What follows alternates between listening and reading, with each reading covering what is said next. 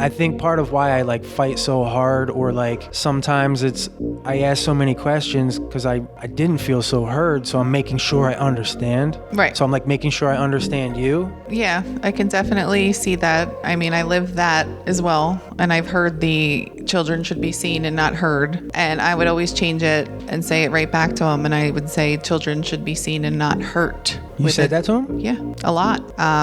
Because it irritated me that you didn't want to hear me. That I don't have a voice.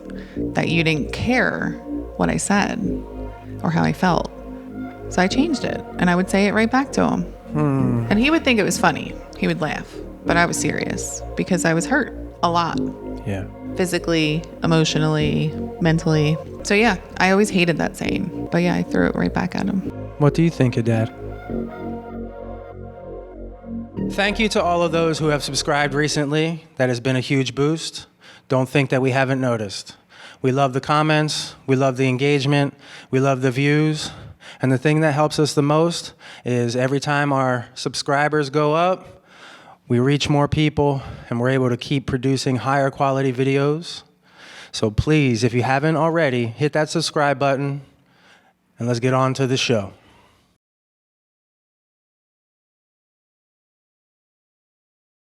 Welcome to Bear It All, the Kintsugi Chronicles, here on the I Am Not Okay channel. My name is John Bear. Oh, shit, I fucked that up. Welcome to Bear It All, the Kintsugi Chronicles, here on the I Am Not Okay channel, where we gather our broken pieces in search of gold. My name is John Bear, this is Holly Bear, and MJ Bear is with us in spirit. She'll be back on ASAP. And today's topic is I get my baby sister all to myself for as long as we're able to sit here and keep it going and talk. And I am so excited for this conversation, Holly. I've been waiting for a long time. It's been a long time since we've been able to just sit here as adults without having kids or business or things in the way. Life. And all the things. Yeah, all the things. Can I just ask you, how are you? I'm okay. Just okay? Yeah. What's going on? Just okay. Life is beating me down. I'm tired. Kids.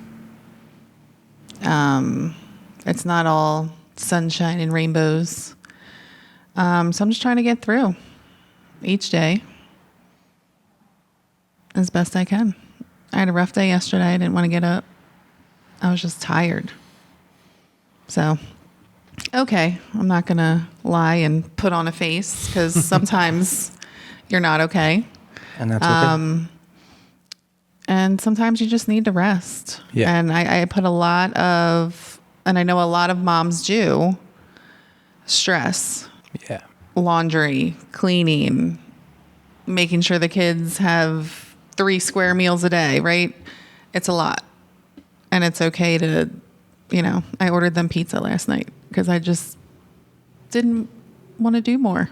And they didn't know any different. They were happy. It was pizza. So I took that day for me. So I'm just trying to get back into it. It's going to be a long week for me at work. One of my boss's mom is passing away any minute, right? So I'm kind of having to step up a little bit more and work a little bit longer.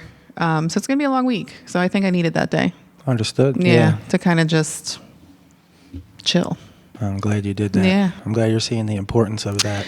Yeah. I am not going to have a perfectly clean, all the laundry put away, everything dusted home. And I always thought I needed that. Oh. I always thought I had to have, I don't know if you remember growing up, but I was always the one that was like cleaning and doing laundry and whatever. So Why did you think you always had to have that? So we wouldn't get yelled at. Okay. So if mom or dad came through the door after they were working and the house was clean, it was one less thing that they could yell at us for. Understood. So I've just carried that with me. And I genuinely love to clean. I do. I like when things smell nice and, laundry's done and it just makes me feel lighter. So it's like a double-edged sword. I did it so we wouldn't get yelled at, right? But I've learned to love it because it just makes me feel like I accomplished something. Yeah. Even if it's something small. Unloading the dishwasher. Putting the boys' clothes away because they have a ton. So I do like it, but I do put a lot of stress on myself to get it done. So that way Phil doesn't have to do it or, anybody else. And it doesn't always have to be perfect is what I need to figure out. Well, I have found like having things, we'll say like less messy, allows like a less messy like brain. So you think a little clearer. And what is perfect anyway? So like, Right. Would you even know if you kind of got there? But is your house functional? Are people able to move around? Or is it, clean enough right now? Right. My house never gets to the point of, someone's going to call and say my kids are living in unsafe conditions, right? But yes, it clears your mind because I think as a female and as a mother, your mind is going 1,800 different ways, right? Yep. This one has a paper due and this one has a project and you got to work and you got to do this and you forgot that table's hot mustard, right? So yeah, I do think that it helps clear my mind. And it also is like, what's the word? It calms me, right? As I'm doing it, it's kind of my getaway, my me time. Yeah. But there's a fine line between me time and getting this done and not thinking that I have to do every single room in the house, every single floor, make sure everything is, tidy and perfect. And that's where I start to spiral. So yeah, it's taken some time, but I don't get upset with myself on those days where I'm like, I can't. I gotta. Well, there's a fine line between like making sure your house is functional and clean and clear, and then like making sure you have enough rest and you're fed and like your literal body is taken care of too, so you can do it again tomorrow and the next day and the next day. So that's where I think a lot of people and most likely a lot of moms, I can't speak on it because I'm not a woman or a mom, get so overwhelmed and really feel like I'm just so far behind on all the other things. How could I even schedule time to, take care of myself, to take a walk, to whatever. Right.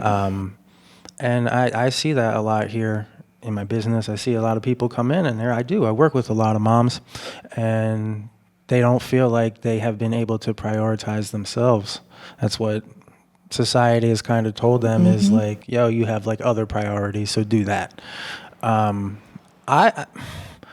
starting to see like the small population of ladies who are able to, or working on like, not that they don't want to be moms or have careers and do things, but they're also, sleeping properly, doing their best with nutrition, getting some exercise, getting exercise when they can, and then using that energy to go be a mom, to go into the world, and less sickness, less health issues, things like that. Moms feel like they're being to be able to be more present, Yeah. which at the end of the day, like, I know you always posting memories of the boys and pictures of stuff on either like from 4 or 5 years ago, because that's about as long as they've been around, or recent stuff.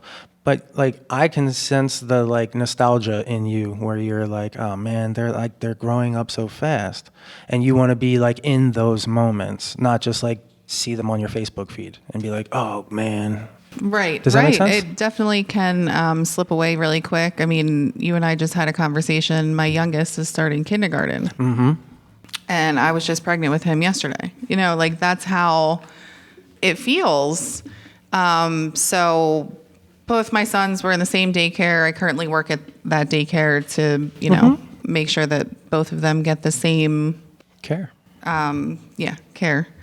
And I have 3.5 months left for him to be in that daycare. That's a long time, right? Like Macklin's 7 and he started daycare at 8 weeks. So 7 years in the same daycare and going to the same place for 7 years, and now it's going to be they're in the same school. And from that point, it's just, I'm going to blink. And they're going to graduate, and then they're going to go off and have their own lives and things like that. And, Mom asked me if I was ready for that one day. And I was like, no, I'm not. I'm not ready for them to do that because I don't think they've had their childhood yet. But I also think that looking at them, especially Macklin, because he's 7, and then looking at us growing up, it's a completely different generation. Like Macklin and Marshall know how to use computers and remote controls and all these things that it took us forever to learn, right? So I think kids now are growing up faster than like you and I did. Or faster technologically, maybe? Yeah. Even just physically. Like Macklin is almost as tall as Mom at 7. Yesterday they were exercising. Marshall told me, "Mommy, I have to do this because I need abs because we need girls, and we don't have girlfriends yet." It's my 4-year-old. So I was like, I laughed out loud because it was so cute, and then at the same time thinking back on it, I'm like, wait a second. Where is he getting this idea? Is this YouTube? Probably Macklin. Oh, Macklin. All right. Macklin has 12 girlfriends, he says, right? Every day he comes home, Marshall, I have a new girlfriend. And Marshall's like, okay, me too. It's just a very brother thing. Yeah. But it was just funny the way he said, Marshall's very matter of fact. When he tells you something, he truly believes it. So it was funny. It was funny. But like I said, I need them to be kids. Slow down a little bit. And I don't know that it's, going through the day to day and you're just hoping for, my day off is Sunday. I'm just waiting to get to Sunday. Well, that's a whole week that my kids grew up, right? So it's hard. And it is, like you said, posting things on Facebook like a year ago, the Eagles were in the Super Bowl, right? The thing I put this morning, I loved that. That was such a fun, unplanned, because we just happened to be at the mall. But it was a memory that'll stay with me forever. That was a really fun time last year. Yeah. With them. They were super excited. It was a lot of adrenaline, a lot of things. And they loved every second of it. This year's kind of like, I guess we'll watch the commercials. Yeah. But they'll have fun. Yeah. Yeah. It was a good time through the season. We always had whether it was a Sunday or a Monday night game, they knew, and we would all sit there and watch it together. And, I get very dramatic when they're playing. I might say some words that Macklin looks at me and says, "Mommy, stop." But it's fun, and it's something that we have as a family, and we get to enjoy together. We look forward to do. Yeah. So now that's over, it's kind of like, okay, let's find something else to do every Sunday or Monday night or whatever it is. So definitely having that time and those memories is huge. Not only for them, but for me, because they're not babies anymore. Nope. So, yeah, not ready for that.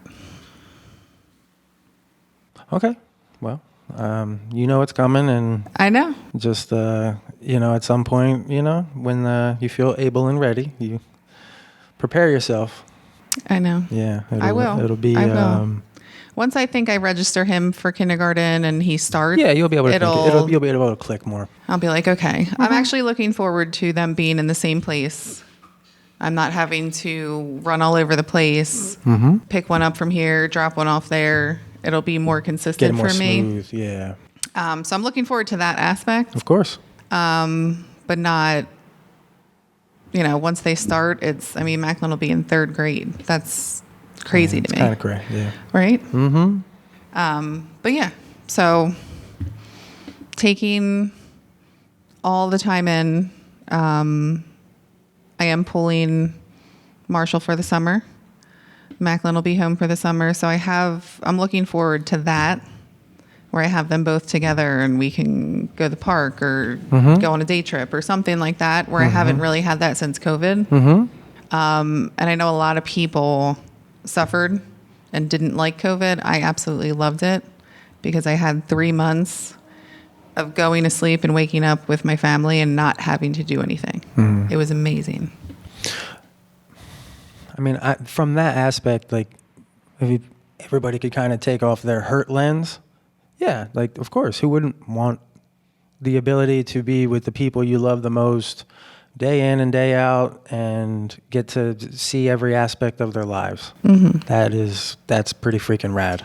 That's unique. It was because Marshall was just turning 1 when it happened, and he started walking in COVID, and it was these things that you normally miss. Phil works a lot, I worked a lot, and it was just like, nope, pause. And it was the longest days, but also the shortest ones. But I enjoyed it. Yeah. I really did. I know a lot of people did not, and that's completely fine, but I loved it. So I'm excited to kind of get that back. I mean, obviously I'm still working in the summer, but I will have a lot more free time to have them around and do things with them, where we're not all like, got to be here, got to be there, let's do this, let's do that. Yeah. So it'll be fun. Good. Soak that in before you're uncool mom.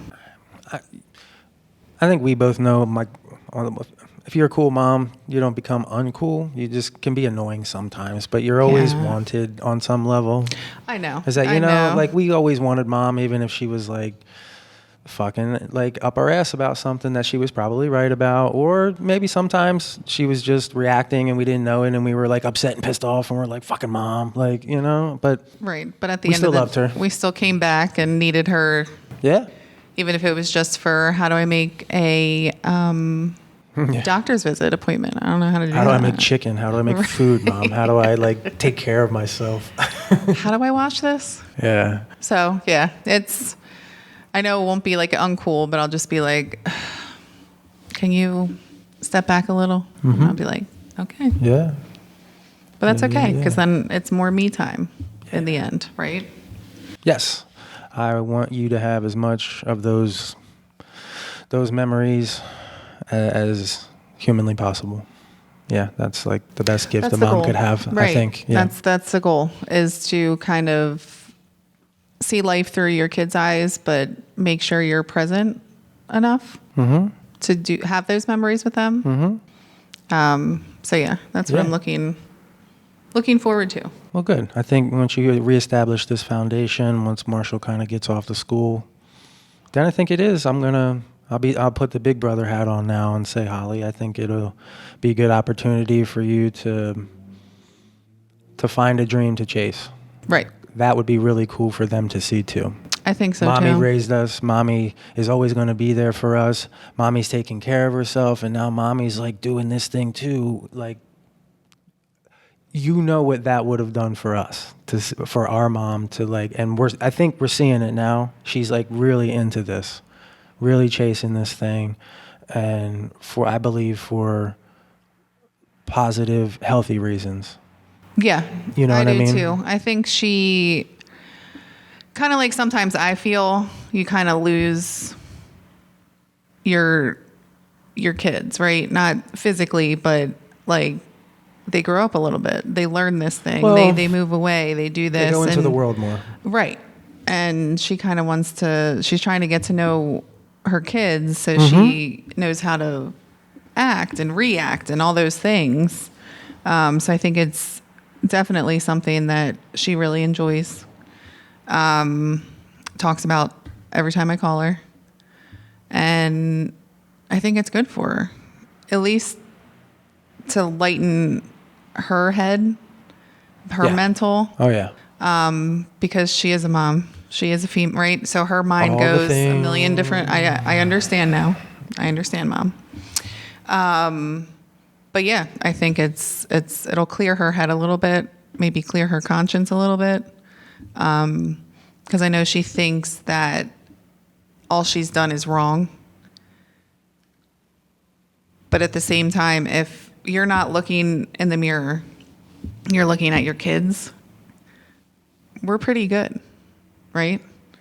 You're doing amazing things. You've started your own business. You have, a house and puppy dogs and a cat. Mm-hmm. Lily. So you have all these things where we're not under a bridge. We're not homeless. We know how to provide for ourselves. I have a family. I have a house. Like, we know how to do all these things.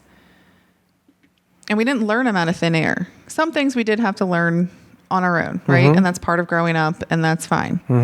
But some things she was able to teach us.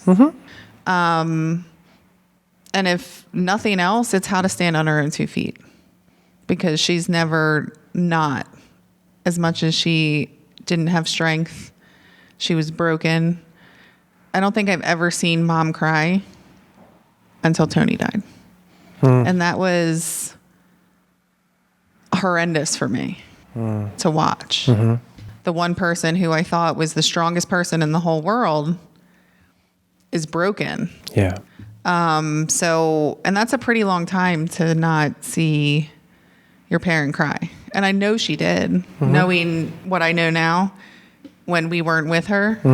I know it's what it was. But to put on a face and to be strong for your children was huge. Yeah. So I think the sadness and the angriness and all the things that we're seeing now come out, it needs to happen. And we need to get it out of her and let her get it out on her own so she can breathe, right? And just understand that you didn't do a horrible job, that everyone makes mistakes, and you're only human. Like, I think Mom is an amazing person. I think she knows a world of shit that nobody else knows. Anytime, I don't know about you, but anytime I would ever ask Mom a question, it would be the most, hey, who invented Twinkies? And she would know it. Random things. So I always go to her and ask her, do you know this? Now I know there's Google and things like that. But before when we didn't even have internet, she would just know. And if she didn't, she would find the answer. And it was always she's very articulate with how she words things and how she speaks, and especially how she types, right? We've seen that. But I don't think she did a horrible job, and I don't want her to keep insinuating that she has, because I don't think, and this is my opinion, right? That I'm half the mom that she was. And I think I'm doing a pretty good job. So I thought she was an amazing mom. Still is. I can't argue with anything you've said. I agree with you. And how would you go about not insinuating that she's done a horrible job? How can you help her see that? Or can you? I don't think that I can. Okay. I've tried. I've tried. Right. To the point of getting hung up on, getting yelled at, those things. Could anybody tell you you've done a good job? Could you see it? Probably not. I think you have to feel it, and you have to know. So yeah, me telling her is a moot point. She's not gonna believe it until she believes it. It's like trying to get somebody to stop doing drugs or stop gambling or things like that. They have to want to do it. Yeah. So she has to want to understand that she did do a good job. Okay. What would help you understand you did a good job? Seeing my kids succeed. So then let's do that for her. Well, yeah, I think we are. I think in a lot of ways. I think to your point, like, we're here, we're alive, we can stand on our own 2 feet, we can wave the 2 middle fingers if we need to. Sometimes it's a shield to stay away because we're hurt. Sometimes we really mean it. Mm-hmm. And I think it's also important to understand that like a lot of what we learned growing up was to help us survive. Right. Right? So in order, now that we all know how to survive, how do we thrive? How do we start asking those questions of like, how does Holly carve out that time to take care of herself, even though it's harder and even though it's challenging? Hopefully knowing that like, it's like putting your air mask on if you're in a plane first. Like put Right. your air mask on, take care of yourself, then you can put the boys on, and then everybody, like it's a downstream thing. And I think that's where we're at right now, all of us. Mm-hmm. And so mom allowing us to survive, and then we've all had to take the space after Tony and Jimmy and all the stuff, right? We're just like life, we had to go live our lives and all that stuff. I believe a big part of it is too, like in order for all of us to still move forward independently, coming back together as a family and like having the tough conversations in therapy, having some hard conversations here, really understanding and getting the nitty gritty, it's going to help us again in our family lives and all the other things we want to do moving forward. I agree. Help us thrive. Yeah. It's like almost like we're getting to revisit what it was like for us to be kids, because like mom wants to come back to the table and revisit everything about us as kids that she didn't know and like relearn us. All the things that she missed, right? And then kind of repattern her responses to those things. Mm-hmm. Like actually understanding and wanting to thrive with us versus having to react and keep somebody away because my kids are hurt and I have to just like keep us alive today. Right. That's not the mentality anymore. No. I don't think, back to the point where she had asked me if I was ready for I don't think she was. Well, right. Mm-hmm. And How I could she think, be? right. So I think that her asking me that was really for her own mind. Like she wasn't ready, but now that she realized she wasn't, she wants to know if I am. She's trying to learn from that mistake, but you can't kind of put that on me, right? That was a different... Well, it's not that she can't put it on you, but she also like, she wants to see you get through it, but like you both are learning how to do it. Right.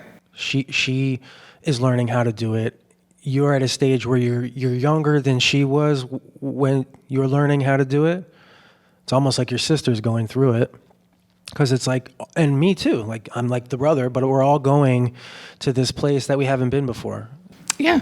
And putting this ickiness out, to me, it's like throwing the truth on the wall and seeing what sticks there. It's like, and that's like that's our Mona Lisa, the Bear family Mona Lisa, right? Like that's all the stuff that was real, that sticks. And once that's kind of out of us, we can create a new one. Right. Does that make sense? I think you and I know how to get it out. Well, right. And leave it out. If more, it's not so. benefiting us in any, or benefiting our family, where I think mom doesn't know that yet. Yeah. And that's okay. We're all figuring this out, and we're all gonna get it out, and hopefully get her to understand. I know she looks at me like, how can you do that? How can you just say fuck it and walk away? Because I watched everybody in my family do it. I'm the youngest, right? All shit rolls downhill, but I'm not gonna continue to let it roll down my hill, right? I've learned to, and I'm not perfect, but I've learned to take some of the things in, and whatever isn't suiting me or helping me, I'm done. And I've learned that because of you, because of mom, because of Tony, because of dad. You know, all these people that hold on to these things, they're not doing any good other than hurting you still, right? And I don't want to hurt. I don't want to hurt. I don't want to be upset.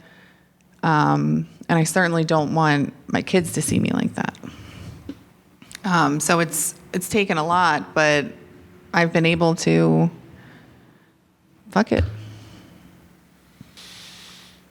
So you said something interesting there. Can I come back and ask you a question? Mm. Why don't you want your kids to see you hurt?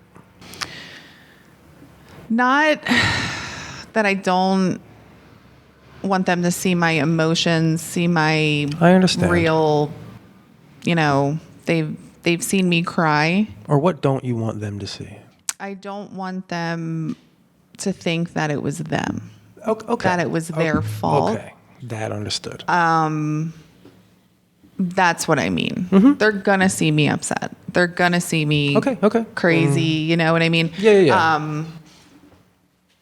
But when mom was hurt or when, Papa was hurt or something, the people, I thought it was my fault, right? I thought it was, I hurt mom or I hurt whoever. Mm-hmm. So I always had a guilt with me. I don't want my kids to feel like that. Yeah. So I try not that I don't show emotion. I mean, I'll tell them like, Of you're course. driving me up a wall. No. This is what I just Wanted to understand where I was kind of going with that. That's part of what I'm learning with mom too, is like she'll say something or I'll say something, and it's not that we don't hear the thing, it's how we hear the thing. And then so we ask the question to kind of like really understand what you meant by it. Yeah, no, that's fair. And that's how I'm learning how I used to overreact, because I would like assume something or be like, they said this, so it's like a universal fuck you or something like that to me, when it was like not even pointed at me, and they didn't mean it that way, and I didn't ask the questions to understand. So for me, I want to like, because I think in a lot of ways, had mom and dad been a little more honest about their hurt, we might have hurt a little less. Fair. Is that fair? Yeah. Not that we wouldn't have hurt, or not that it's their fault, or not that it could have been any better that way. Just more like, hey guys, we're not gonna not talk about this. We see that like we're hurting and we're in pain, and like let's figure out how to do it. And I don't think we did enough of that. I don't either. I think they held a lot of it inside. Anything that happened, even if it was health-wise, financial, Yeah, right. They were just had a bad day at work. When you walk in the door and you're raging, we're not thinking it's your job, right? We're thinking that, what did we not do? Mm-hmm. So we're getting scared, we're getting upset, now we're going to get yelled at, right? So that's going to carry on through us. I try to be very open. I had a rough day at work, or, I'm really tired, but let's do this, and then we're going to go to bed. Or, you know what I mean? I try to let them know, hey, this isn't you. Mommy's just really aggravated today. So instead of me taking that out on you, I'm going to let you know what's going on with me. Same thing with Phil. I try to let him know, hey, I didn't have a good day today. So, and he's very, he knows how to kind of not poke the bear. Where the boys are obviously learning. But yes, I totally think that if we had more of an open line of communication, or like look, John, you're pissing me off. It's not your fault. Just I had a rough day, but can we, I think that would have went a different way. I think kids can handle that level of honesty. I do too. Like, hey kid, I've had a bad day. I just need you to go over there and like play or do something for a little bit until I cool off, and then we can like have dinner. Yes. Okay, Dad, sure, or whatever. Let me decompress. Yeah. Right. I think that you're absolutely right. It would have helped in a certain ways, right? It wouldn't have taken everything away, but it would have helped knowing that it wasn't our fault. Well, or if it was, could you just let us know before like the world implodes? It felt like every infraction was the same magnitude. It was like whatever the crime, the punishment was always over the top. It seemed, right? Like the response was. So how does a kid not get conditioned to over-respond? So that was where I'm learning, where I came from for so fucking long. And that's actually a really good segue, because a big reason that like you haven't been here for the last few podcasts, the last time you were here, I I was reactive to you, and I got upset with you. You were stressed out and you were having a hard day, and I took it as she is not taking this seriously and she doesn't want to be here, and so what the fuck? And I kind of laid into you a little bit, and I reacted, and you left because I told you to, but also like you weren't going to engage me that way, and you knew there was nothing good that was going to come out of it. And thank you for that, for saving us from that. I also want to sincerely apologize. I have to learn how to really understand what's going on and read the whole situation. Like I was saying, not just what I thought or what I thought I felt, but actually ask a question. Are you okay? What's going on? Why are you feeling like you can't be here today and be present? Right? Like, and so that has been my work over the last 2-3 months since we last sat here and had a chance to have a conversation. And when I sit back and watch some of the conversations that I've had with Mom, you said something in one of the early podcasts to the effect of like, you and Mom kind of were in it a lot more than I was. Like me and Mom had more years, more experience, and maybe like, so we have to have a couple more hard conversations to really like get back to a level where you were. Like we were maybe a little deeper in it, and so some of our the coils wrapped around us are a little tighter or a little harder or something. I don't know if that, not to compare, just So more stuff. One, thank you. You're back to, that day. I knew that nothing good was going to come from that. And that's where I grew too, because I knew that normally I'd be like, fuck you. Yeah. Like, who do you think you are? Fair enough. But instead you were like, just leave. And I said, okay. And I left it at that. And then you and I have a relationship that even if we're apart from each other, there's nobody that I can count on more, and vice versa, right? Yeah, yes. So, but that's you and me. That's our relationship. And Mom kept, you need to talk to your brother. You're just like my family. We're nothing like your family. We're not the same. We are not. And just because I needed a minute and John needed a minute, I said, I'm never going to talk to him. So I needed her to understand that. And it took until literally we had that therapy session. Yeah. For her to be like, oh, okay. Like, she needed the intervention as much as we did. Yes, right. So that day was not, mentally I was not in a good spot. And in my head, I showed up. So like I was here, you did. right? You did. But mentally I was not. I was here. I was ready to get it over with. I was ready to be done. What would have come from that? Probably not a great conversation. It probably would have been a deleted.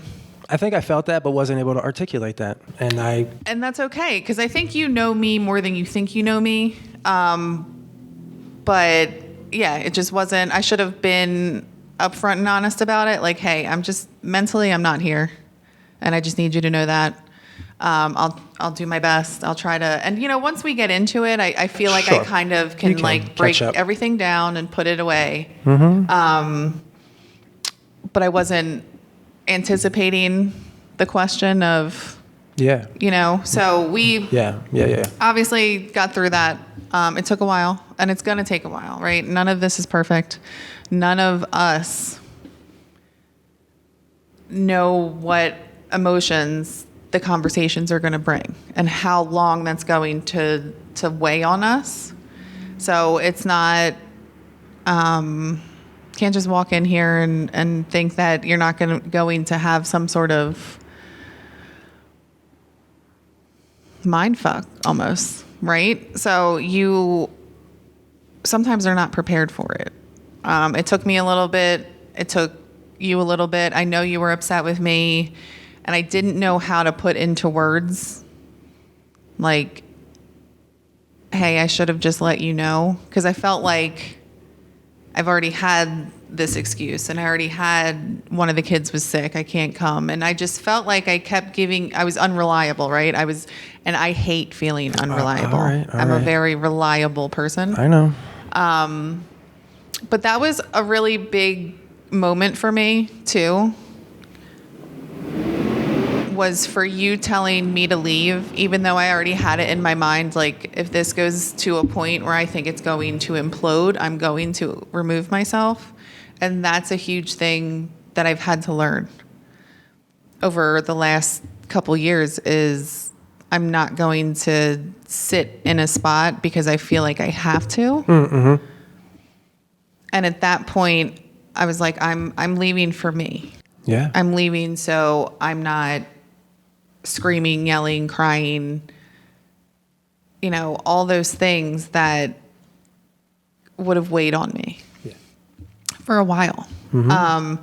It did, but not in the detrimental way that I think it would have had I screamed at you and yelled at you, because nothing good was going to come from that. That was something that you and I were going to deal with. Mm-hmm. And I think deep down we knew we would have dealt with it eventually. And well, I think personally for me, that's when I was like, it's where I got to a point with Mom over the holidays and then with you, and I was like, okay, this is bullshit. Like, and I enlisted the help of a mediator, somebody, therapist who helped us. I was like, we all clearly want to fucking talk and like get beyond it. It's learn to live with it, all the stuff that's happened, Yeah. And in a way that it doesn't keep hurting us all the time. All the time. Fucking we can't even literally have a conversation without somebody leaving with a bad attitude or something like that. And it's like, how is that productive? How is that? Not that every conversation is sunshine and rainbows. It's fucking not. What I'm learning is the more willing you are to have the tougher ones sooner up front, you get to the easier ones more often or simpler or quicker. Usually, Yeah. So, but between me and you, like, I was upset, and I want, and what I'm learning here is, so I was upset, but I was like, oh, I want her to just like be here and be ready and be whatever. And I'm like, you were here, and most likely had I been able to just get out of my own way and turn everything on, we would have been able to get where we were supposed to get. So in a lot of ways, like that too, me learning to get out of my own way so Jordan said something about us after our first therapy session, after you and Mom got off online. He said, you all have a different response emotionally to your trauma. He said, John, you're a fighter. You want to take things on, you will engage it, you will wrestle with it, you want to get over it. Your mom is like a flight. She steps back, she removes herself, kind of hides a little bit, gets small. Holly sort of freezes, watches you guys, takes everything in, says nothing, makes sure she's safe. And so we all, like, fight, flight, freeze, have a different response to the same shit. So of course our perspective is different, and then how we're like responding emotionally and dealing with it. So for me, I don't believe it's that I have to learn how to freeze or how to flight.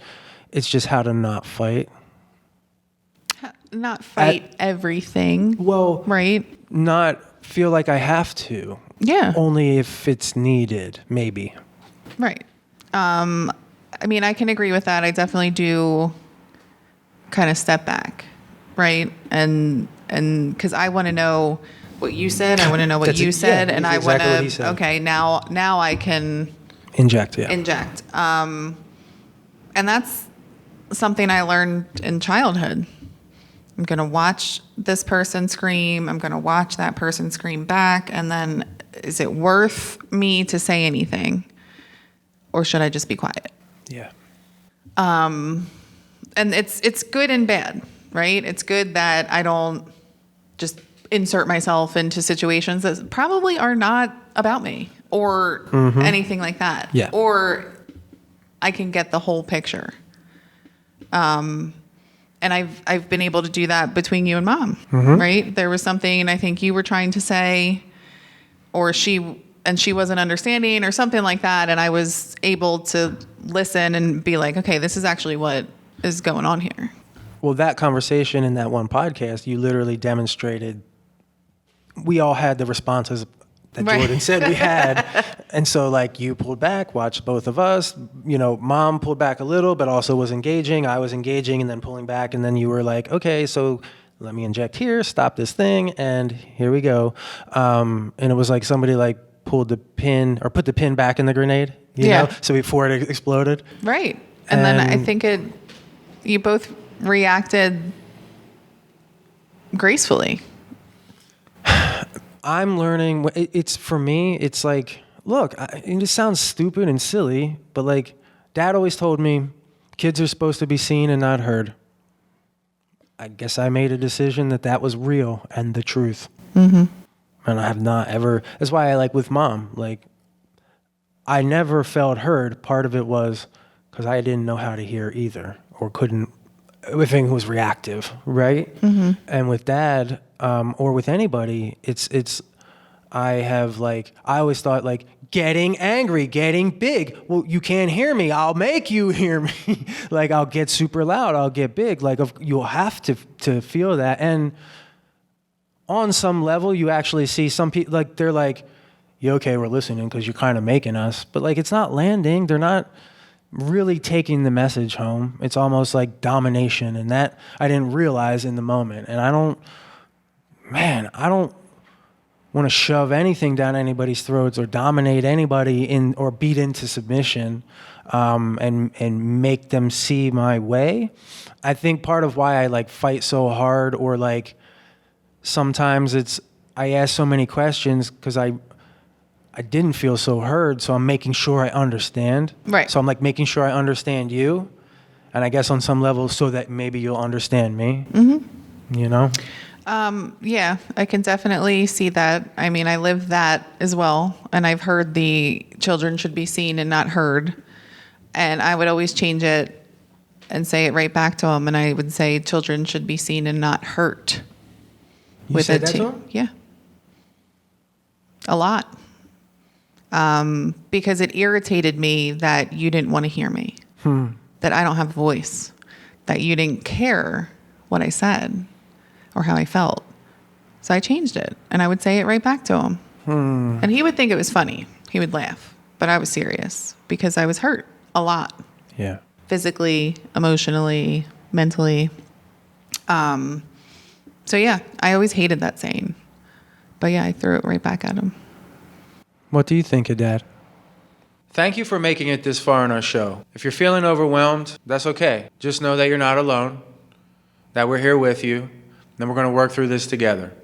If you need some help or assistance, dial 988 or head over to our website, www.iamnotok.com, www.iamnotok.com for a space where you can breathe. And if you want to send us an email and let us know how you're doing, we can get back to you as soon as we can and make sure that you're on the right path.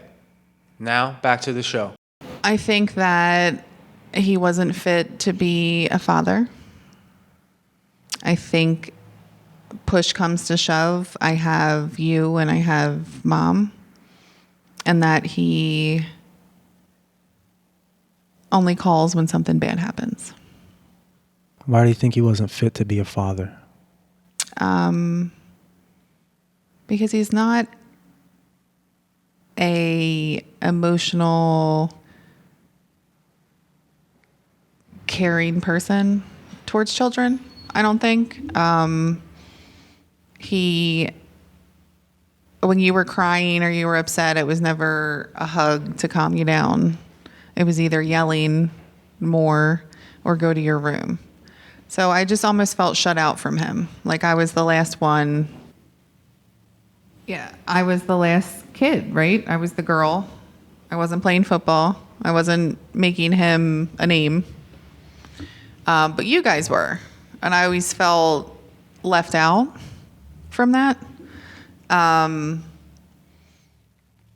maybe unfit to be a father is a harsh word or statement, but I just don't think that he was, and maybe that's how he grew up, but he was not loving. Like if I were to cry and be upset with mom, her arm would always be around me. And that's where I took in most comfort, was being hugged or like felt like, okay, I know you're here. And he never did that for me. So I don't know. I don't hate him. But I'm not putting any more effort than he gives me. And What effort does he give you? Any? No? Honestly. Merry Christmas. You got that this year? Happy birthday. That's about it. And, you know, when Papa died, we were in constant communication because something bad was happening, right? And it was in that, I think it was in the text thread, and it was Uncle Kevin saying, hey, if you want to see him, you need to see him now. Which is what pushed me to drive to the shore and see him. And then probably for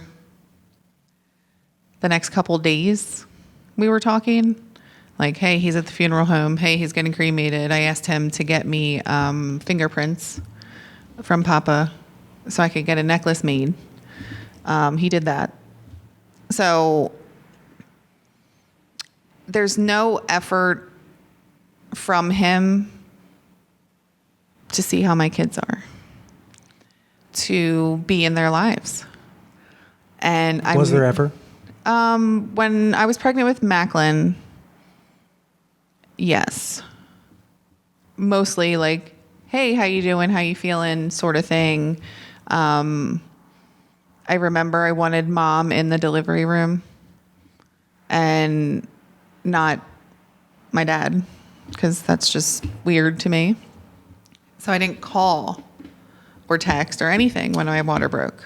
And I went into the hospital, and I had Phil and I had Donna, and I had, you know, mom came at the exact moment and you came at the most perfect time, right? I still don't know how you did that. And I was exhausted. I was 24 hours in. I was tired, right? Like I was going to get around to letting everyone know that I had a baby. And I didn't let him know soon enough. So I was yelled at, right? Why didn't you let me know, sort of thing. Because I made a decision and I wanted my mom there. You didn't tell him that though beforehand, right? I let him know that- who would have been Oh, with so me he and knew who he I wasn't wanted. getting a call? He knew that he wasn't going to be there In the delivery room. because I wasn't dealing with Okay. the two of them. But he still yelled at you after. Correct. And I think that was where he was coming from, was a place of hurt. Okay. Which I don't know as a grandparent. I'm sure it can be upsetting. I know mom was upset when I found out that I was having a boy, that I texted and said, hey, it's a boy, And instead didn't of call. calling her. Oh. And she was upset Oh. that it's not worth a phone call. And I was like, oh, well. Okay. So, yeah, it was a little, but yeah, so back to him. I just think that he doesn't know how to be there because he's a selfish person. It's always about him and you know, what is he going to do next? Where is he getting his next meal from? Where is he going in life? And unless you fit into that little cookie cutter that he has surrounding himself, it's like, I'll get to you when I get to you. But I will not force my kids on anybody. If you want to be in my kids' lives, you will show up. You will be there and you will be present. And if not, they don't know. Gotcha. And they won't get hurt. And I stand strongly with that. And that goes for anybody. Have you ever told him, like, don't call me, don't be in my life, don't come see my kids? No. Okay. He's kind of chose that on his own. Okay. Which is very telling for me. Okay. So that's, I mean, if you wanted to be somewhere like, you know, me that day, you knew I was mentally not here. And I showed up. I wanted to be here, but I couldn't articulate that. Yeah. If you want to be somewhere, you're going to be somewhere. You're going to show up. Fair enough. And I mean, they're 7 and 4. Yeah. And I think the last time Marshall was still an infant, he was a little baby. And what kind of opened my eyes to Dad not enjoying being a parent was Sandy couldn't wait to hold my baby. And she tried to say, here, hold your grandchild. And he was like, no. And I just looked at him like, okay.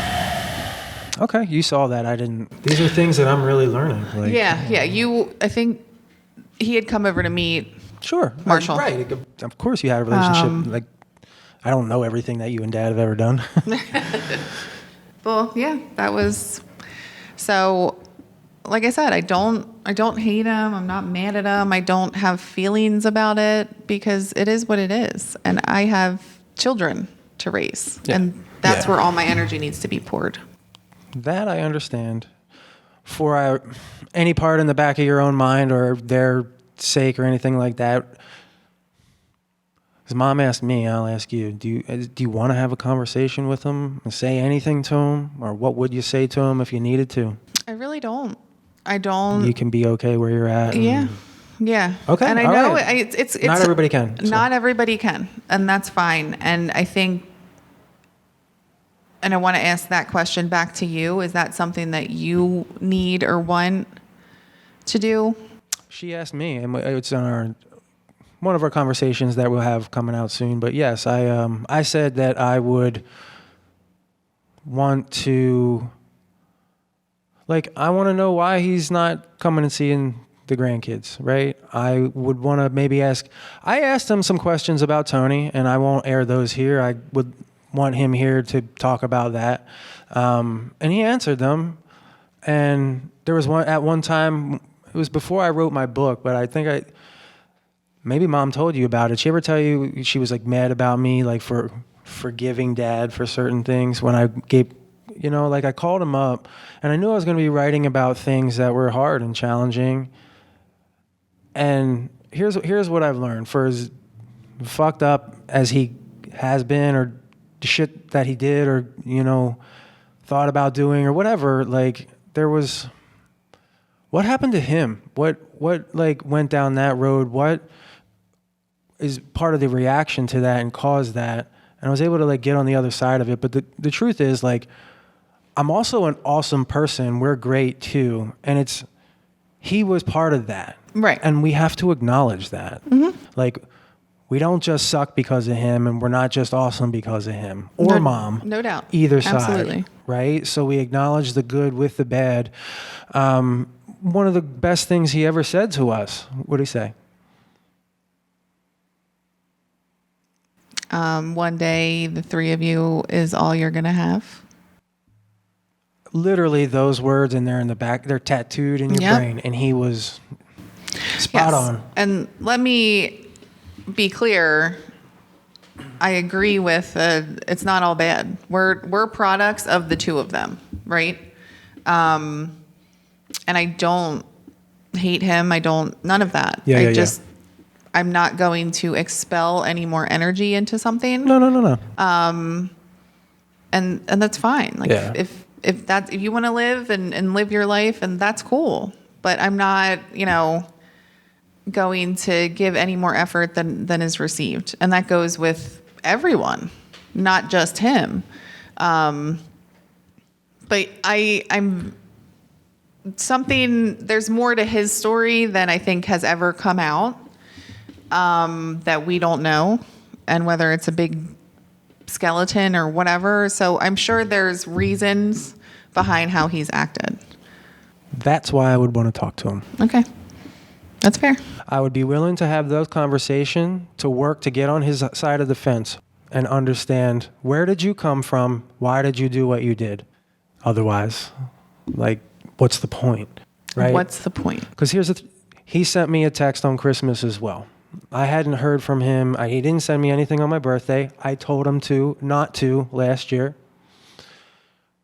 the Christmas before, he didn't send me anything. And the last time I heard from him was in that text thread with Papa, which was June of last year, right before he passed away in October. Mm-hmm. Okay. So it was like 18 months was the last time I had heard from Dad. And then you're going to send me a text and be like, hey, I hope all's well. You and Jackie are great. Merry Christmas. Champagne bottle emoji. So I'm 900% sure that those emojis just follow whatever he types, but you get the same ones. Yeah. Okay, so he's got like a string of emojis already that he's doing. Holly, here's the kicker. Recently I'm not like, yes, I go on Facebook and I use it for business and things like that. I'm not like on there all the time. Did you find him? No, he found me. He friend requested you? Yeah. Did he friend request you? No. Interesting. So, but see? It popped up on my people you may know. But no, I did not get a friend request. I did. So these are things. Like did you accept? No. Okay. Not yet. Here's the thing. We haven't had this conversation. And I want to have conversations. This is what I'm learning in my life, right? Like, and I want to have them here on a place where we can leave them. So we're having them in the room, but we're taping them. And always go back and be like, yep, that's where we were, right? Right. That doesn't have to be inside anymore. So I want to have those kinds of conversations with all the people in my life. I believe as much, like a big part of like us coming back together and building this foundation again, Holly, so like, I still believe like me and you have some work to do together. Mm-hmm. You know, in our business here, this stuff, like, and I say ours, I've always seen you in it at some point. So maybe that'll happen. Maybe it won't. Maybe you just invest in it. I don't know. It's still a part of something I want to do with you, or even what I've learned here. I want it to be a part of your lives. The boys love working out and eating protein and, you know, all that shit. Because Uncle John told them. Well, that's always going to be around. And I didn't tell them. I showed them. I sat down one day and Mom, they were eating cookies or some shit. And I was like, Mom, I want my chicken and whatever. And because I was over. Yeah. And she's like, okay, fine. Because Mom likes being a mom. So I like let her make me a meal. Boys were like, I want chicken too. Which was like, okay, that's the way. And so from that point, it was just like, do the thing and they'll follow. They will. And Macklin had a cookie last night and said, well, Uncle John said it's okay to have one or two. He was totally right. You have to, there is space for cookies, man. So, bro, you ever see this Cookie Monster, bro? Like, right? So, cookies. So no, let's bring it back. So yes, I would want to have a conversation with Dad to understand where he came from. I would be happy to have it by myself and ask all the questions you guys might ever have or not have. Mom wants to not be around him or have anything to do with him. That's her prerogative, and we talked about why that is, so I can completely understand. Okay. For you, you're a big girl, so you can make your decision and do with him as you will or want to. And for me, like, I would be open to having the conversation, but honestly, yeah, like, he sent me that text on Christmas and it took me a while I didn't respond right away. I took about a month and I was like, you know what? Basically to the effect, I was like, I'm not okay with the way our relationship is. And I sent him a link to our podcast that we had done already. And I was like, watch these. If you're ready to have conversations like this, then we should talk. And if you're not, then I think you should lose my number. Did he respond? Not yet. Okay. And it took me a month. Right. Might take him a while. Right. And honestly, I don't know when he sent me the friend request on Facebook. So if that coincided with the text, I'm not sure. So there's a lot of like, right, like there's an air of miscommunication, a mystery in our family. I still don't like it. It doesn't mean everything has to be transparent and everybody has to know everything about everything. I'm not certain I believe that either. I believe in some level of transparency, especially if you're going to be in a unit with people that you depend on, that you want to trust, and you want them to trust you. Right. Right. And so having these kinds of conversations, putting our stuff out on the wall so we can stick and be like, that's the model we're always working towards. Then we know, then we can play our roles, if you will. But actually, like, we'll start to get into that thrive now and move to the next level, the better space, the next evolution of whatever the fuck. That's where I have always in the back of my mind seen or believed that we could get to. It's just taken 42 years to get here. Like, so, yeah. So we can, that would be a conversation that would be interesting, I think. Yeah. I think it would too.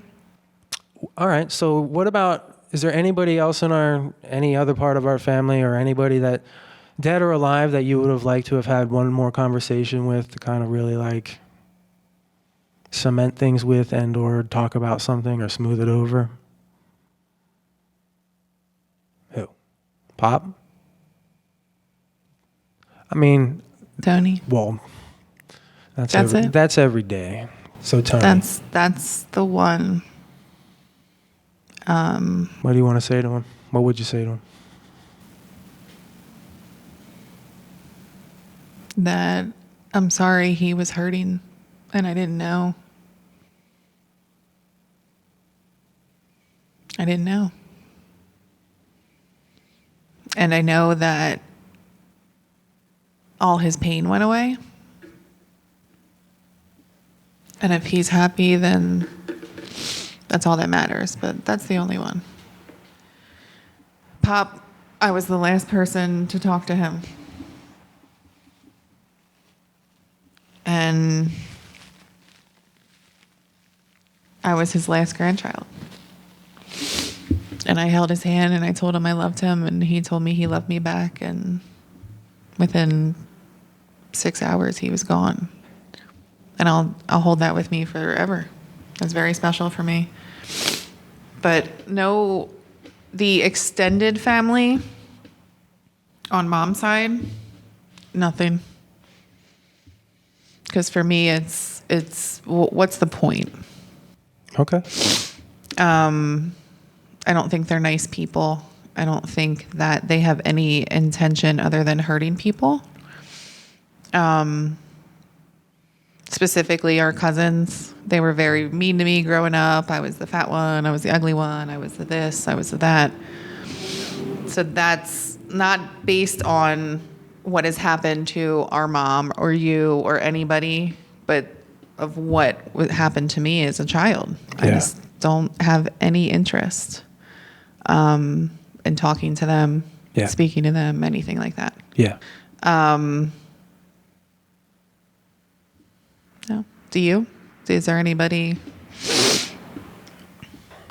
I mean, you said Tony. Yeah, I know. I think you and I both know we would love to have continued that conversation.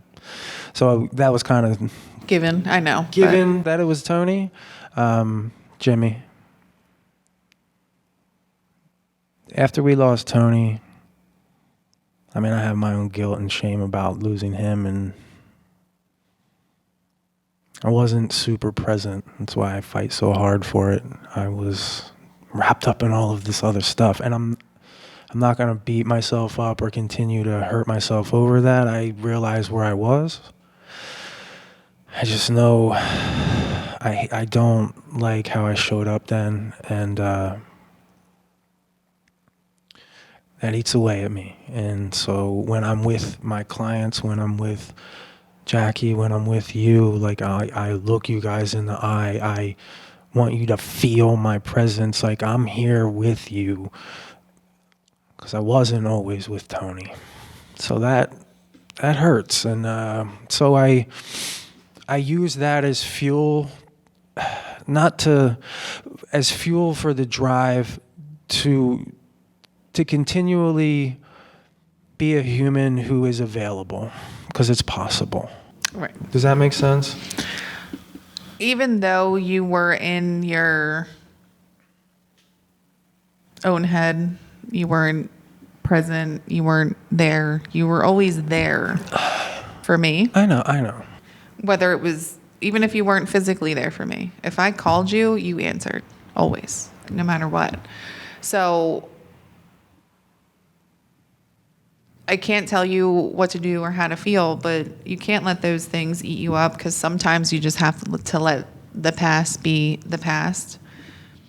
You showed up, you were present, you were there for each one of their funerals, and you made sure that you spoke to them in your own words. So you look at it as you weren't there, and I look at it as you were more than there. So just because you might think, and that goes for me too, that you're beating yourself up for something, other people's perspectives might have been like, wow, he was so brave to even do that. I mean, I'm learning this too. I should probably ask all the people closest to me if I have any left other than you and Mom, who know me best. Who am I actually? I'm not sure. That's like Mom wants the question, who am I? Like, well, ask me and ask you. We know. Right. We know who she is. Right. And I mean, you were the reason that I was even able to stand up at Jimmy's funeral. And Tony's funeral, to be honest with you, because Tony's, I couldn't see anything. Like, I just had this curtain over my eyeballs, and because it was just, I couldn't breathe. But at Jimmy's, you were the only reason that I was able to get up there and say anything about my cousin, because you were my backbone. You quite literally shoved me up there because this was our cousin too. And I wouldn't have been able to do that with you because I had these 4 or 5 people pointing and laughing and haha and making me feel little. And I know I'm not, right? Yeah. But I needed that push. And you were that person. Even though you I knew it was tearing you down from the inside out, you were like, I need to show up for my sister because she needed the push. Well, isn't that interesting how people are able to show up for pretty much anybody but themselves? I mean, true. You know, I think especially all of us bears here have demonstrated that. But no, let me bring it back real quick. I would want to talk to Jimmy. After losing Tony in that year, the year and 22 days between losing Tony and then losing him, I didn't see him very often. Yeah, I had lost my brother. I was upset. I was in shock. I was all these things. My cousin lived 2-3 blocks away. I don't think I went to walk to see him once. He came down a couple of times in his scooter chair. Remember, he had his chair. And we went to the Palermo's Pizza in Lansdale on Broad Street. And we did that a couple times, 4 times. And I think the last time I saw him was like in September before he passed. Because it was like, I think the Phillies were gearing. He was like, they're going to make the playoffs, bro. And like, he was all about it. And I was like, I was like, cool, you know, like I didn't want to like tear his spirits down. I just wasn't in like you weren't in it. I was a pretty cynical mindset at that point. So I was like, okay, whatever. Like I didn't really give a shit. But I didn't want to like shit all over his parade. And, but I'll say to him, Jimmy, I am sorry that I didn't show up, man. I'm sorry you had to go through a lot of that alone. I know you had your family. I know I had my family. But I missed you for a year, bro. And I love you.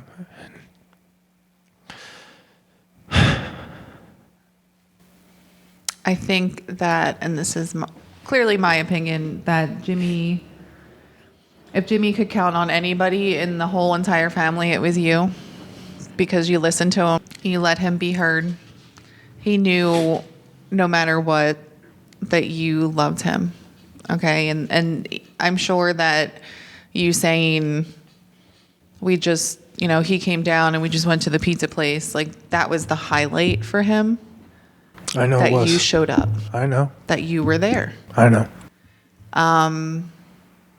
So I know it hurts, and I'm not telling you not to hurt or telling you not to feel, and it's okay.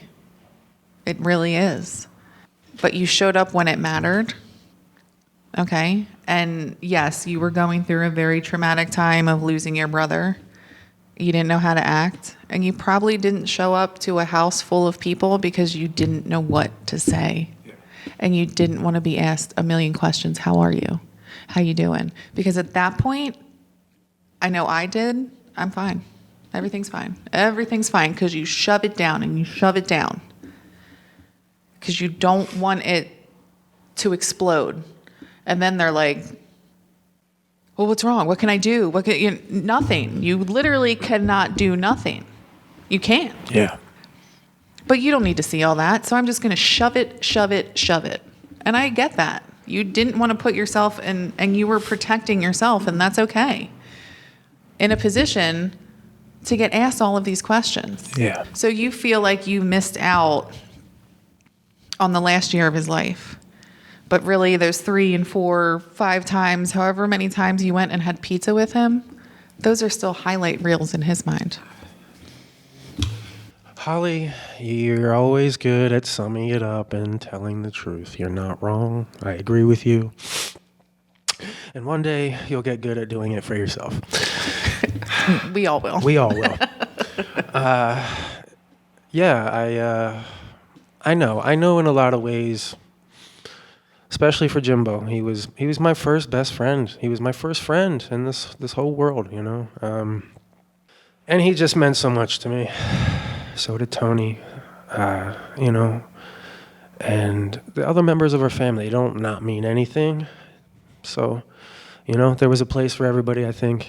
And I think where I'm at now, I'm just at the place where it's like I have to be able to have conversations to know that, like I feel you, I see you, and we're like on the same frequency. We're tuned in and dialed in. At least we understand like how to get there. We might not always be on the same one, but like, oh, okay, that's where we're at. Cool, no problem. Check in.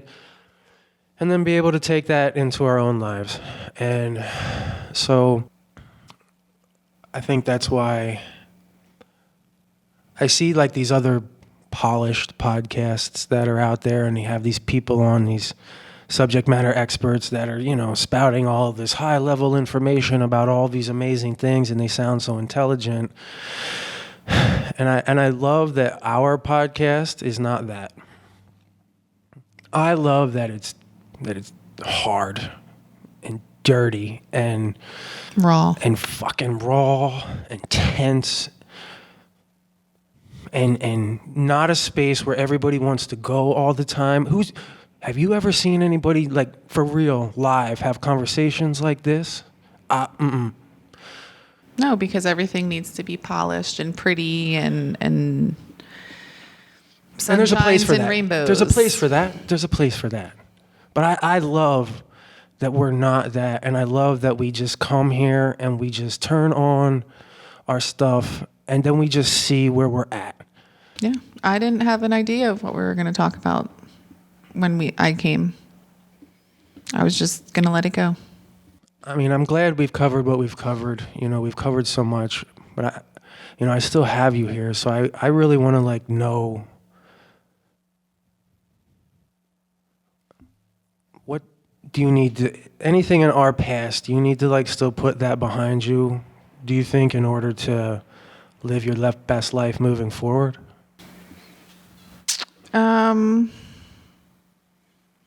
Like our childhood?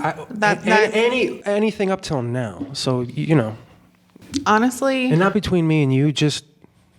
In general. Do you feel like an anchor pulling you back somewhere that's keeping you stuck? Or do you feel like you're flying like a balloon and holy shit, I need something to tether me? I'm kind of in the middle. I don't think that I have anything holding me back. I think I've been very in control of myself. I'm going to be where I want to be, and I'm going to do the things that I want to do. And if I don't want to do them, I'm not going to. Now, I think that's where I'm at now. It's not to say that I might not get a trigger, right? I still cry about Tony. I still laugh about Tony. So that's something that will always remain. It's right? part of our mission now. But I do not think that anything's holding me back, but I don't think that I'm flying high, right? And I think that's just me getting in control of my own life to kind of figure out what I want to be when I grow up, because I still don't know. Yeah.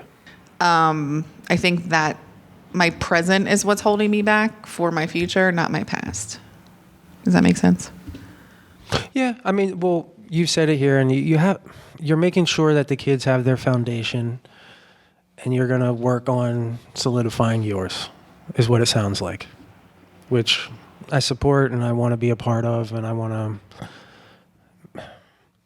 make sure happens the best that I can as an older brother. Do you know? Like, so no, I do understand that.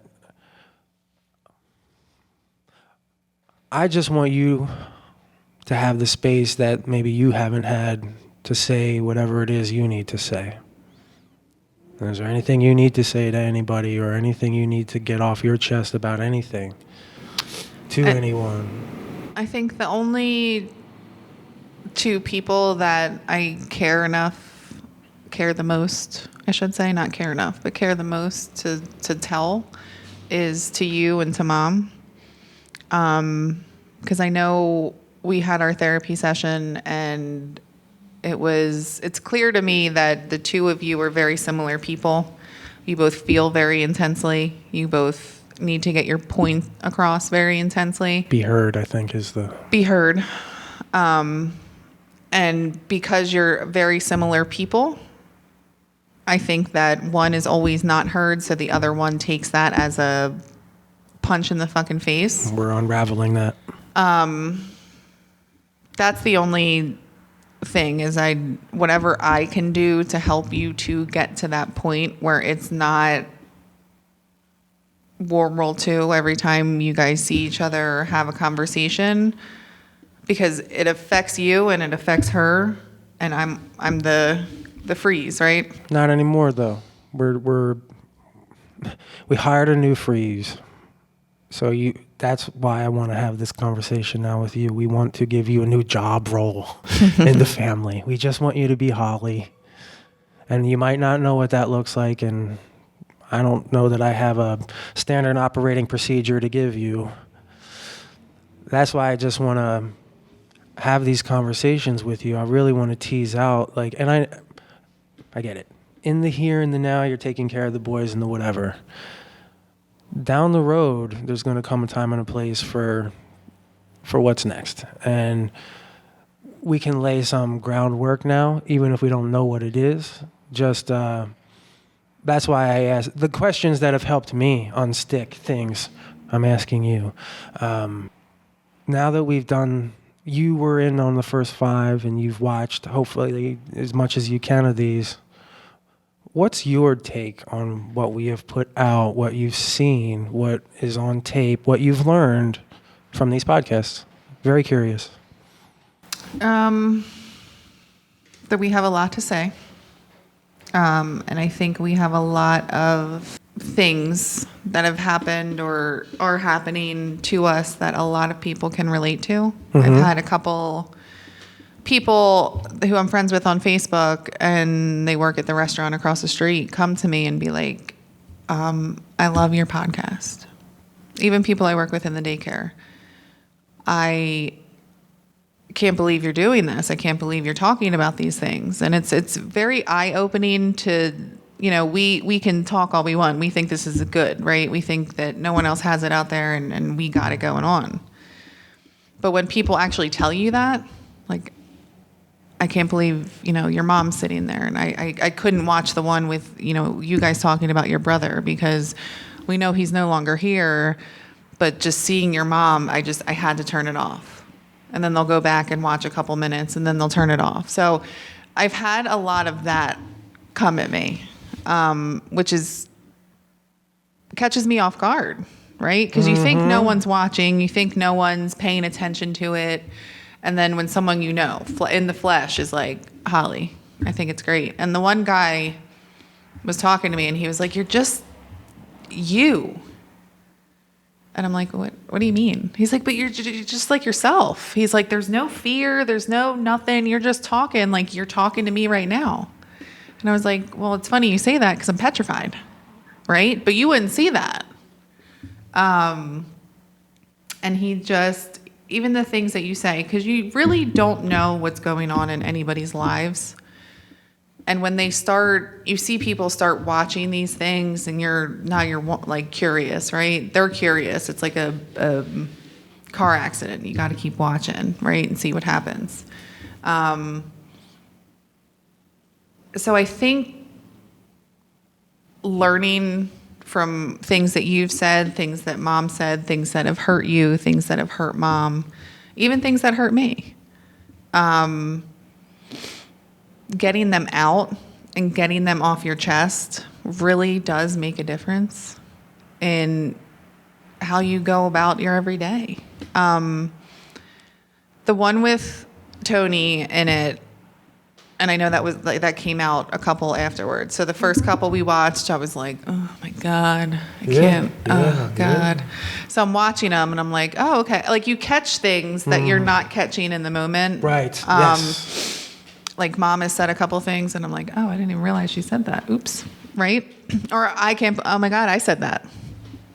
Or good, I said that. Yes. But the one with Tony, because mom kept asking me, did you watch it? Did you watch it? And it would come across my Facebook, and I would scroll, and I would just see Tony's face, and then it would blur out. And I was that person that was like, I can't do it. And then I would watch a couple minutes, and then it would blur, and I was like, okay. So it took me a while to watch that particular one because it's so triggering for me. Yeah. The other ones that I have that we made have just been informative. Yes. Right? And I'm sitting back in some of them, and it's you and mom, and it's very like the editing that you've been able to do is very, because when we're in this, we're talking about it for an hour and a half, 2 hours, right? But then the editing is like, wow, it flows. So you guys have taught me a lot of your own feelings, things that have happened, some of which I knew and a lot of which I didn't. Mm-hmm. And I have not watched the one of just you and mom yet. Yeah, there's 2 of those now. Yeah. By the time I haven't, because we were going through everything and I didn't want to form an opinion or get mad at you or her. Mm-hmm. That's interesting. I needed to be better to watch that. And then, so I can be the like, okay, well, he's saying this and she's saying that. And okay, now I understand. Right. But I'm anxious to see those because I know you two have been working a lot separately. Yes. Yes, we have. So I'm anxious to see kind of how the progression has gone. Interesting. Yeah, that is. To me, it's like, I got in the habit of when I was playing football. So every Monday night was film study night. Mm-hmm.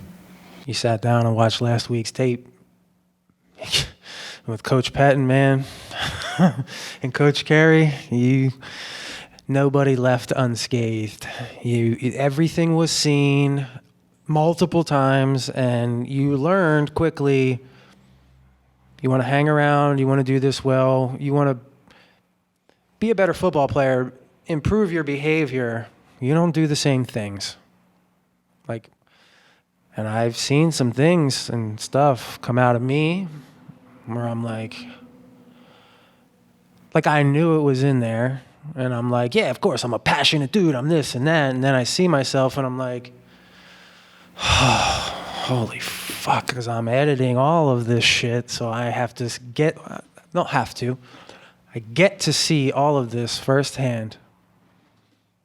And I get to make sure that all the right parts live. Mm-hmm. Because I've learned I used to hide in plain sight all the time. I don't want to hide. And I'm not going to hide something that I said here that I'm afraid somebody else might hear and take out of context that didn't have the conversation with me. Right. And I'm well aware that, you and me here right now doing the conversation, nobody's here, nobody can say shit and say whatever the fuck we want. We need that space.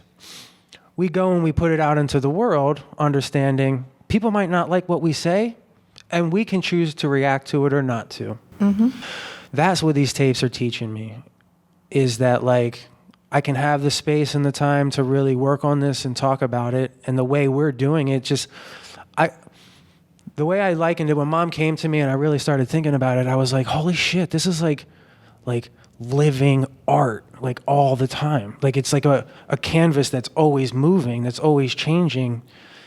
The next conversation isn't going to like this first one, and you're going to see some of those ugly, dirty ones, and then you're going to like, oh, poke, holy shit, they had like a calm moment there, and they were like talking civilly, and then, oh, there's some other shit that came out, and yeah.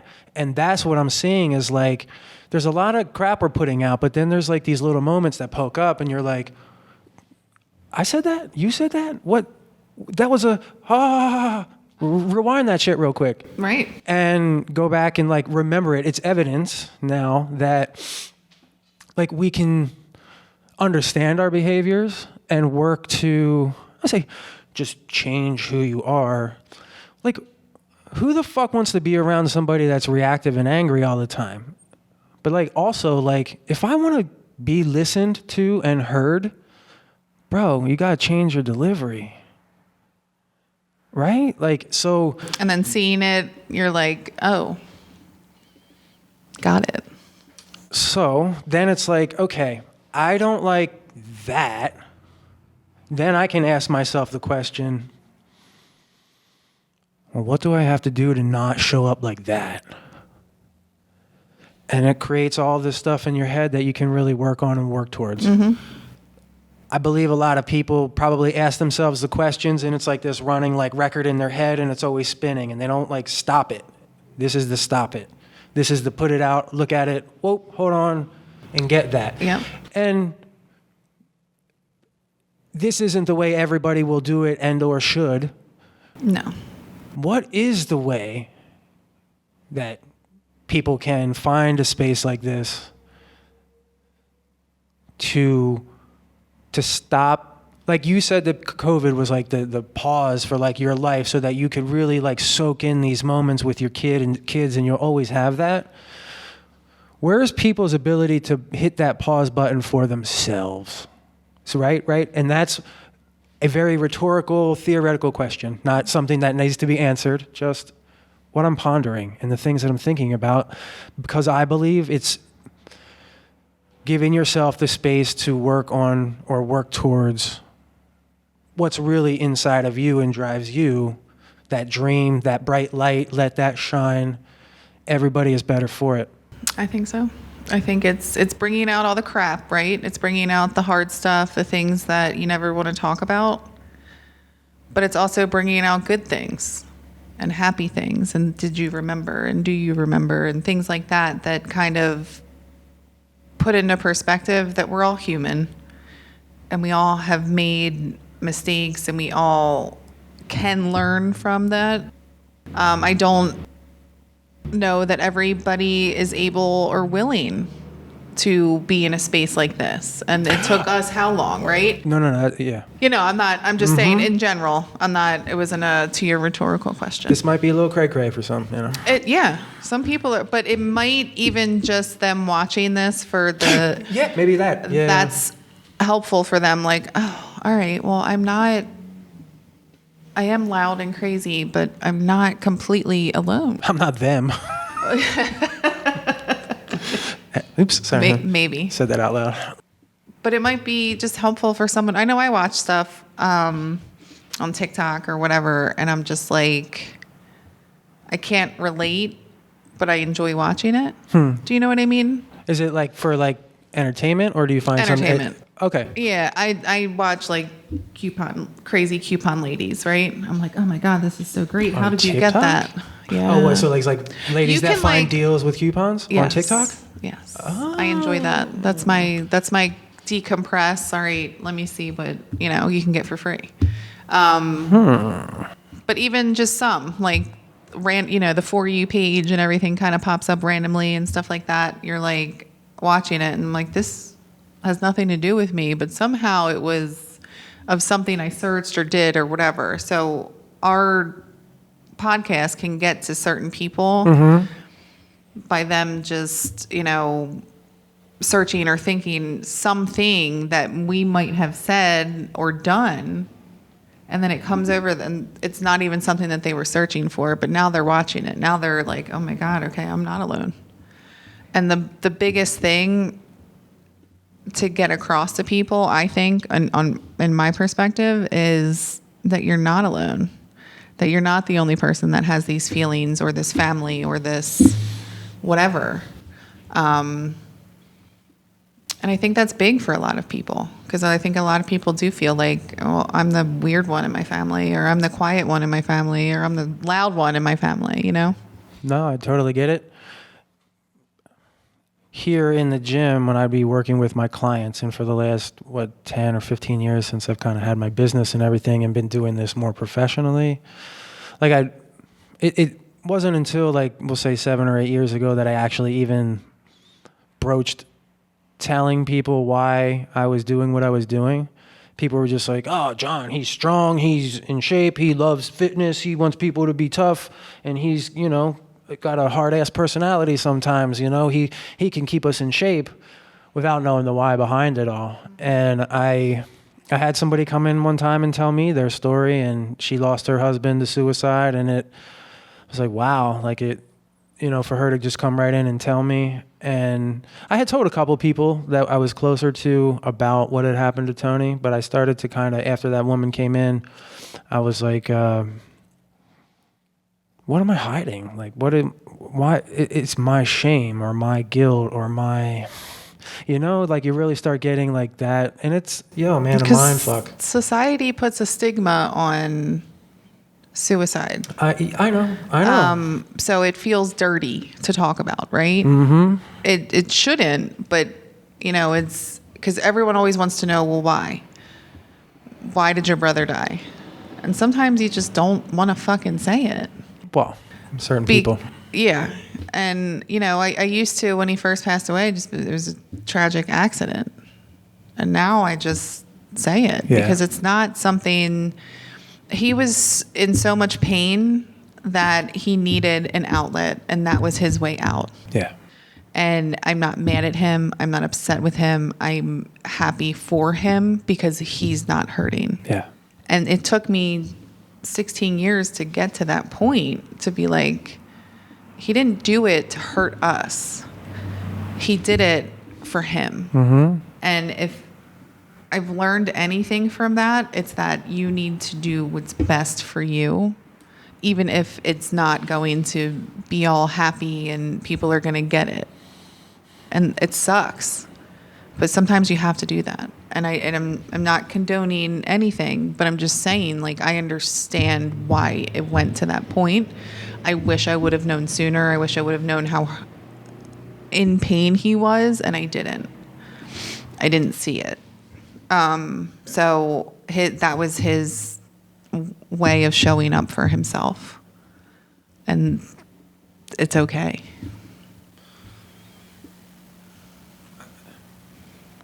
It was his decision to make. What I guess I can personally say is I kind of wish, hope, or now use what happened as motivation. I don't believe it needed to get to that I don't point. either. And I know so we're not going to go back and do all that. It's just that moving forward is why I'm more than willing to do this all the time. Now I sit on the edge of discomfort and I wait for the next hardest thing to come along, and I'm like, you have no idea what I've been through. I've been waiting for you. I'm the storm now. Mm-hmm. And when you can really understand that and sit in that, that starts to give you the power, and the power to not allow your hurt to hurt other people. And if anything, to share your hurt with other people to allow them to hurt less.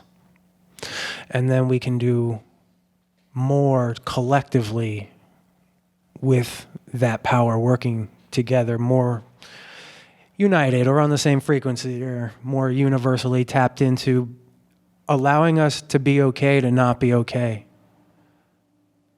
it's taken us 16, 17 years to talk about the grief. Mm-hmm. You just, in this podcast, talked about like being around certain people that you just didn't want to say shit to.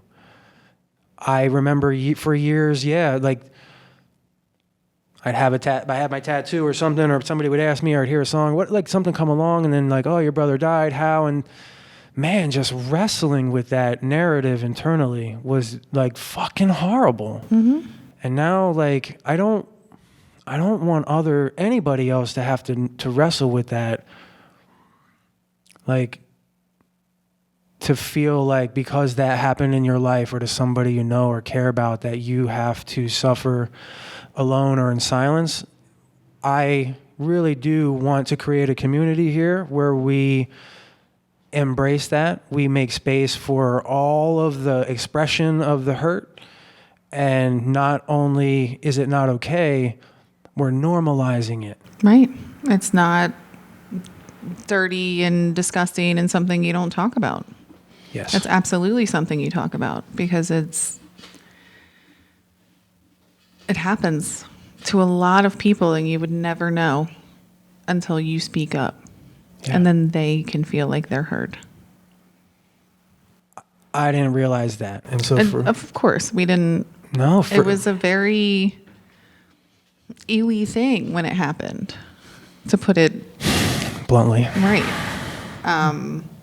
And I didn't know anybody. And then once you kind of become okay with saying the word suicide, and then someone's like, oh yeah, my brother did, or my dad did, or my mom did, and you're like, what? Almost more people than you would think have than have not now. Mm-hmm. And I think that's a big, I started to notice that. Like in private here, or somebody had their own story, and I was like, so when mom came to me and was like, I want to talk about shit, somewhere inside I was like, yeah, I do too. Like, let's go. And now that we've gotten this opportunity, because Holly, like, to know that you're getting like people you work with, I'm getting people. I had somebody here at the gym this morning when I had a client talk to me about a story about you. And she was like, you know, when I watch her sister on the podcast, I see her, she identifies as she's a mom and, you know, like she's taking care of her kids and all of that. And she's like, oh, honey, I wish you were 20 years older and realized what I could realize, because if you were going after your dream and taking care of the things you wanted and asking the questions that were important to you, your kids would be even better off for having you. And I wish I could instill that in her. And I want to like jump through the screen and give her a kiss and let her know it's going to be okay. And I was like, damn, like I have no idea, like this. So these reactions are what keeps me coming back now. Yeah. The note from the woman, right? From Zena. Thank you, Zena. We know you're going to hopefully watch this. So Zena sent me an email about all of us, and it was just. And I know her story a little bit, and I know she's been through some stuff. It would be interesting if she'd ever want to talk about that stuff. That would be awesome. But she herself, for her to say what she said, like, you know, she wants to jump through the screen and give us all a hug and let us know that it's all going to be okay. And I think we're here, and on some level we know that it'll be okay, even if we're not okay. But that's just understand, like, Zena, the message from you keeps us going. Yes. The people that are working with Holly that got this far, like, you're keeping us going. Sure, we want to come and talk about things, but in reality, what we're talking about is what happened to us, what we've done with it, what we could do about it, and what we might do with it moving forward. And where it allows us to expand that is when you inject your story and tell us, because then it expands the narrative. We're not alone then either.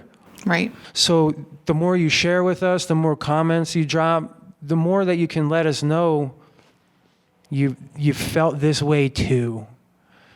Allows us to keep showing up and turning the cameras on. Before we get out of here, what's one of the things that what's one big takeaway from these podcasts that you've watched where you're like, aha, I am definitely applying this moving forward. This was a good thing and I'm happy I did this.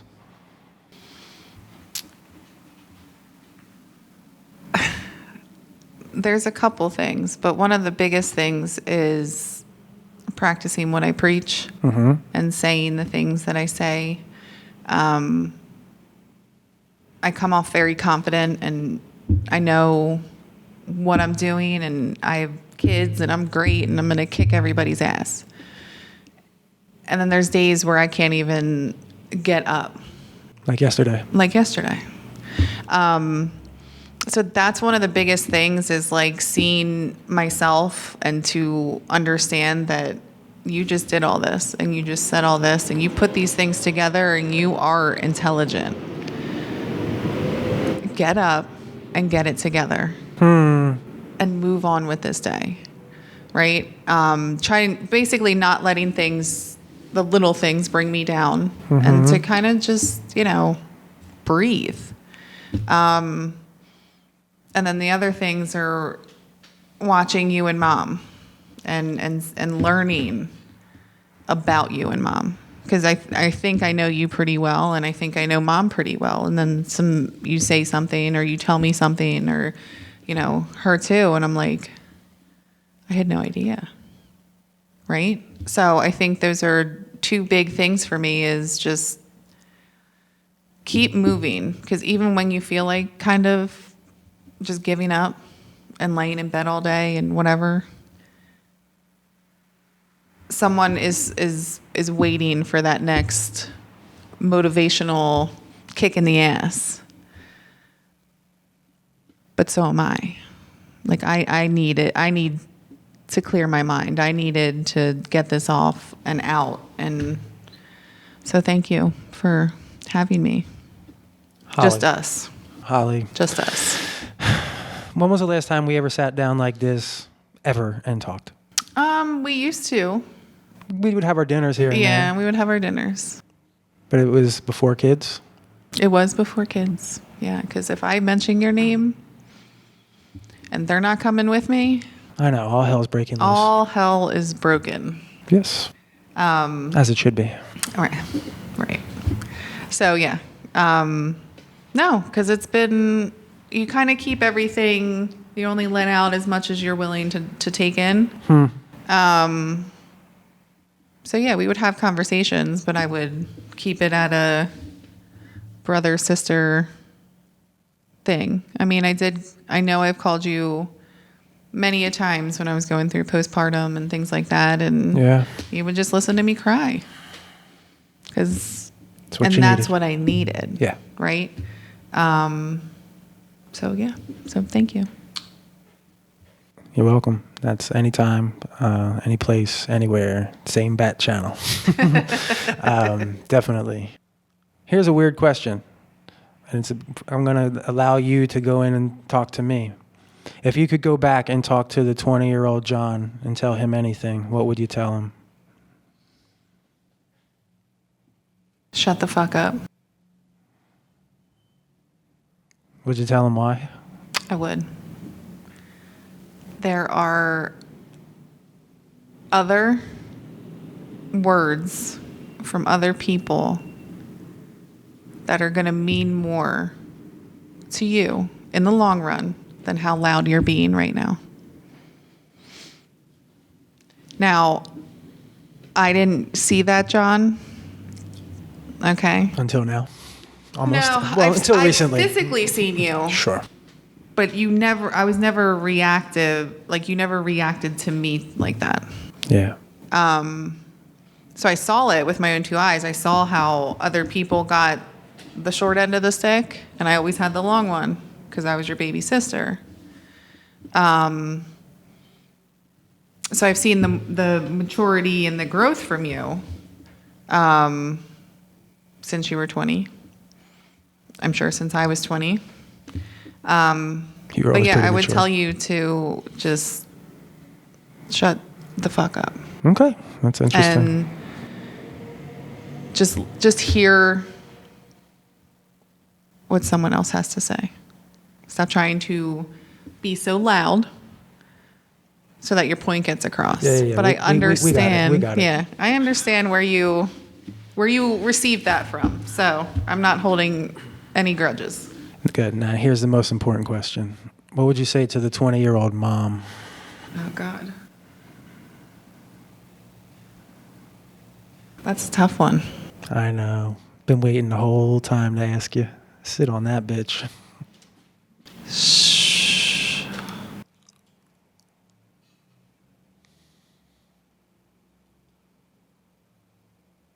What do you hope she knew at 20 or anything? Not that you know you could say to her, but what would be helpful for her to hear at 20, maybe? If you could just be that thing on her shoulder. If I could. Well, she was pregnant with you. That I know. Mm-hmm. I wish I could have told her before she became a mother that she was going to be a really good mom and to never let anybody tell her otherwise. I think that was instilled in her that she was a horrible mother since she started having kids. Yeah. Because I think if she would have had that confidence, she would be all now, or at least a little bit. You know what I mean? I do. I think that's the biggest thing. I think her biggest accomplishment in life is her children, in her eyes. And I think if someone would have told her, like, everything, you were going to be a great mother, if nothing else in life, you were going to be a really good mom, and your kids are going to be happy to call you mom, I think that would have given her the confidence to get through the hard marriage and the hard relationships and family and otherwise. I really do. I really think that she would have been able to stand on her own 2 feet and not feel like she was a punching bag. Thanks for that one. That's a fucking Off guard. That's a fucking amazing answer. And that's where we're going to end it today. Thank you all for watching. I truly appreciate it. Make sure you comment on this one, especially. We want Holly to know how much we love her and we want her to come back all the time. So please do that. Love you guys. Peace out. Thank you. Thank you for listening to our show. If you're interested in how we've gotten this far, I've put together a small guide that has a 3-step process at no cost. You can get that at www.iamnotok.com/truth.